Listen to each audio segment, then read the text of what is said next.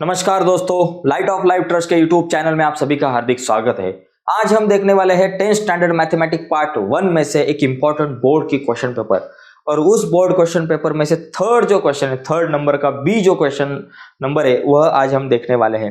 तो अगले जो पिछली जो कुछ हमारी वीडियोस थी उसमें हमने ये पिछले वाले क्वेश्चन जो है क्वेश्चन नंबर 1, 2 वह देखे हैं, और क्वेश्चन नंबर 3 में से ए जो है एक्टिविटी बेस्ड क्वेश्चन वह भी देखा है। तो आज हम क्वेश्चन नंबर 3B देखेंगे। देखिए क्वेश्चन नंबर 3B जो है, क्वेश्चन नंबर 3B अगर आपने देखा तो ये क्वेश्चन नंबर 3B जो है ये 6 मार्क्स का क्वेश्चन रहता है, जिसमें 4 क्वेश्चन आपको पूछे जाते हैं, 4 में से 2 आपको लिखने पड़ते हैं। तो आज हम ज्यादा से ज्यादा क्वेश्चन देखने का प्रयास करेंगे इसमें से। देखिए ये जो पहला वाला क्वेश्चन है, solve the following quadratic equation by formula method, बहुत ही सिंपल क्वेश्चन है दोस्तों।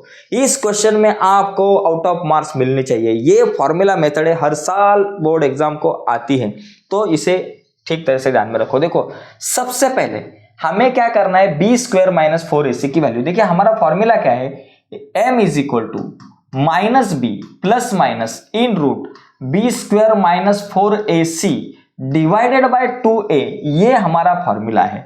अभी हमें क्या करना है, इस फॉर्मूले में हमें वैल्यू फिल करनी है। तो सबसे पहले एक काम करते हैं, हम यहां एक काम करेंगे, ये जो बीच में का बी स्क्वायर माइनस 4ac की जो वैल्यू है, जो रूट में है, इन रूट है, तो उसकी वैल्यू हम अलग से निकालते हैं, तो कैलकुलेशन के लिए थोड़ा सा आसान पड़ेगा।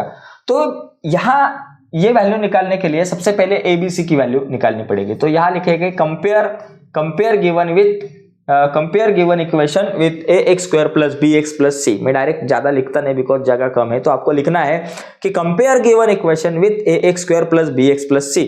तो उसको कंपेयर करने के बाद मुझे a की वैल्यू मिलेंगी, m स्क्वायर के बाजू में क्या है बाबा, 3 है, तो यहाँ लिखेंगे 3।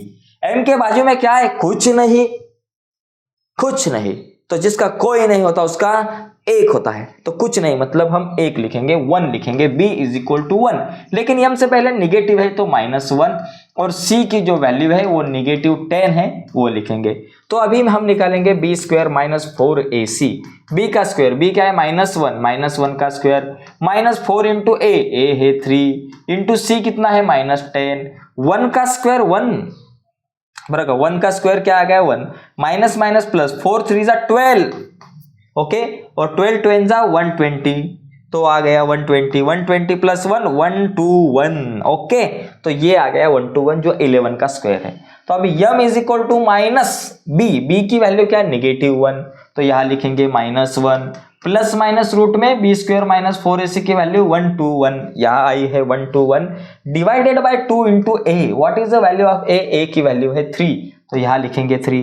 तो माइनस माइनस प्लस 1 हो गया, minus minus plus 1 plus minus 121 बोले तो 11, रूट में 121 बोले तो 121 का स्क्वायर रूट लिखो 11 डिवाइडेड बाय 2 3 जा 6, m is equal to 1 plus minus 11 upon 6, तो दो आंसर आएंगे, m is equal to 1 plus 11 upon 6 और m is equal to 1 minus 11 upon 6।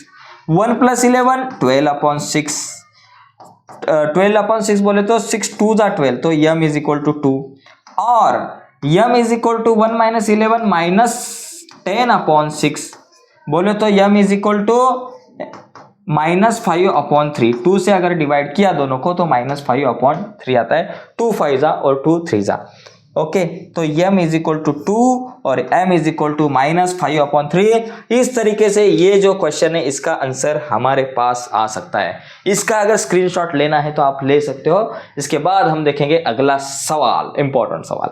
देखिए अगला जो सवाल है, अगला जो क्वेश्चन है, ये भी बहुत इंपॉर्टेंट है और बहुत ही सिंपल है।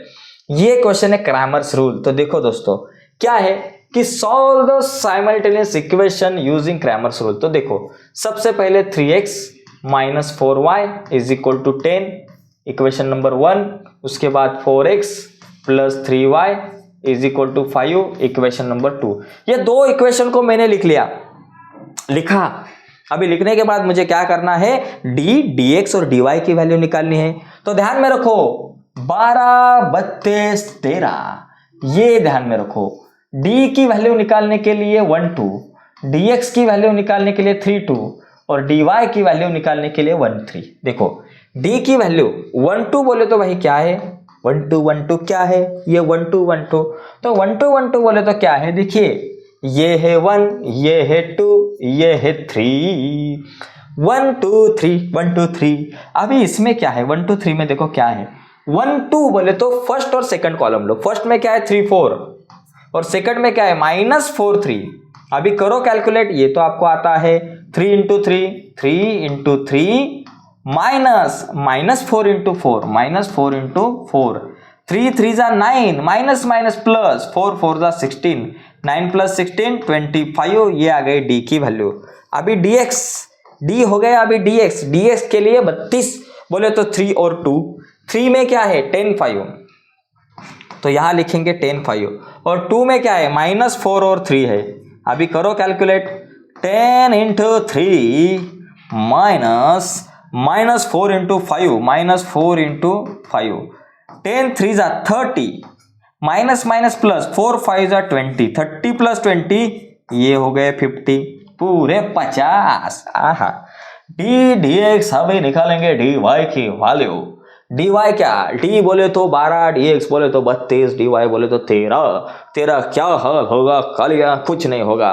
देखो बच्चा पास हो जाएगा। 1 3 बोले तो फर्स्ट नंबर में है 3 4 और 3 में है 10 5। अभी इसको करते हैं कटा। भाई तुम्हारा काम हो गया, तुम जाओ।